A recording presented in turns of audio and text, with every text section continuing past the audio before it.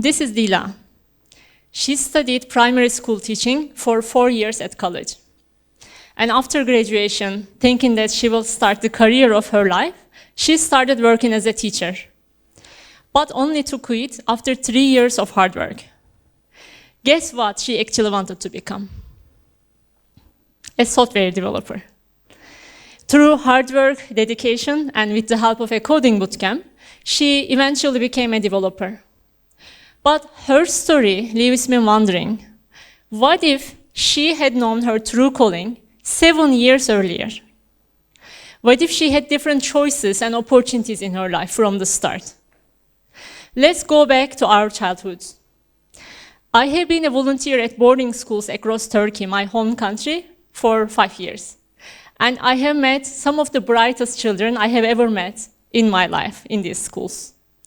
But when I started asking the question of, what do you want to be in the future, their answers surprised me most of the time.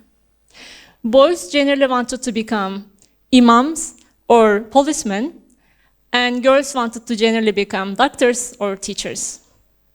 And these answers started a fire within me, because I realized that probably millions of young minds cannot even imagine what they can be, let alone working for it. I was upset because I know that there was a way to change it. During high school, I worked really hard to get a scholarship because it was my only ticket to go to my dream university. Every night, literally every night, before going to bed, I was imagining that I was walking through this road, the entrance door of the university I was imagining. Every single night, closing my eyes and imagining that I am on this road. Finally, I got the scholarship, I went to that college, and the first day that I was on this road, I was thinking, if I could do it, anyone can do it too. Later in my life, I listened to a song from Queen, Innuendo, and it says, "You can be anything you want to be. Just turn yourself into anything you think that you could ever be." It's a little bit complicated, but I really believe in these words with all my heart. But then where is the problem? Why do you think so many people cannot imagine what they can be? And how can we achieve what we really want to be? Unfortunately, but at the same time fortunately, I think these questions are connected to our education systems, in which I see 3 problems. The first problem is that there is limited connection between our schools and the industry. By the time we graduate, most of us have no idea about what we are going to do on the job. Our role models are generally very limited, and we leave schools knowing little about our options. I'm actually wondering what you are thinking about this. Can you please raise your hand if you are confident about what you are gonna do after graduation? Great. I think this is not surprising because on average, half of the students don't feel ready to work after graduation.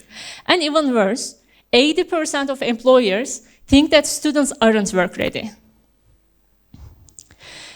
The second problem is that in many countries, we have to choose our career at around 17 years old, which is a very early age to decide about what we really want to be in life.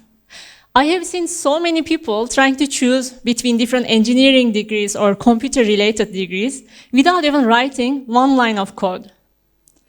How can we expect somebody who is 17 years old, who didn't experience anything or experiment in anything, to make the right choice for their career and commit 4 years into it in college?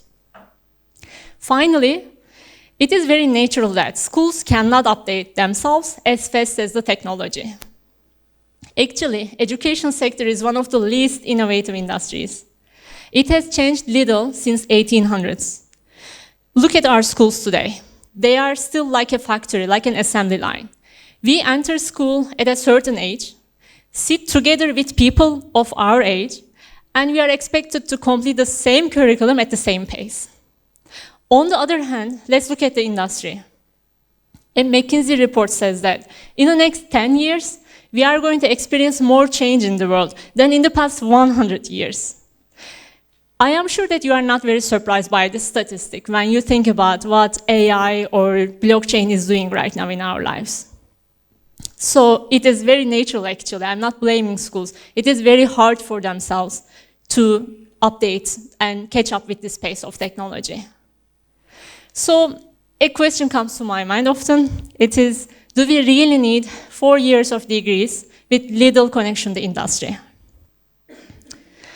I know that we are at a very good school today, so this may not be the best talk to have with just here, but anyway, I wanted to start a conversation. Actually, it looks like some employers are also thinking twice about their degree requirements. Companies like IBM, Accenture, Google are dropping the requirement for a college degree from their job descriptions. And it is estimated that it will provide 1.4 million jobs for the next 5 years in the US for people who don't have a college degree. So what is the solution? I think the solution lies in a more flexible and skills-based education system, and thankfully it has a name, micro-credentials. Micro-credentials are helping us learning new skills in a much shorter, flexible, and targeted way. If you have taken a course online and started getting a certificate and learning new skills for a new job, it is called micro-credential. Any bootcamp, any nano degree, or shorter skills program is an example of it.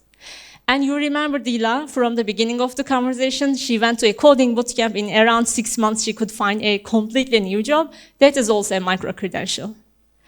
I think that micro-credentials can address the 3 problems that I mentioned to you before.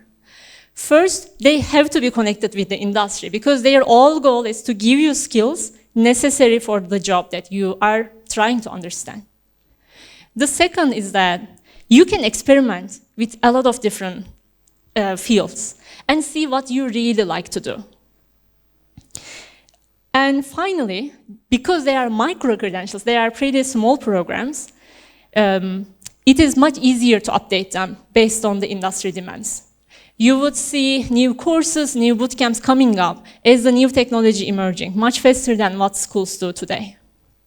But I think above all, the most exciting thing is if they are provided in an innovative way, they can be much more affordable. And it would help millions of people find what they really like to do and get skilled in those jobs. Actually thinking in these lines and following the fire within me, the company I started today is providing micro-credentials to more than 200,000 people at free or at really affordable prices. I have seen a nurse, a teacher, a mining engineer, or an architect changing their jobs really late in their lives. And some of them are even working at our company to help people like themselves. I would like us to imagine what a world look like if these micro-credentials are more available to people and they are a more accepted way of education. First of all, I think it would improve our well-being and happiness a lot. Simon Sinek says that fulfillment comes when our work is connected to our why. Although some people say the opposite, I think, and a lot of studies show that our work impacts our happiness significantly. So if we can allow more people to discover what they really like and do that job, I think the happiness and well-being in the world would be higher. Second, it would create trillions of dollars in wealth because they are addressing youth unemployment and underemployment. Especially imagine their impact on closing the income gap between genders, between races, and between geographies. Today, I hope that we all challenge ourselves to figure out what our true calling is and what we need to turn ourselves into what we can be. Please don't scare your 4-year college degree to make the change towards your calling. Good luck and thank you.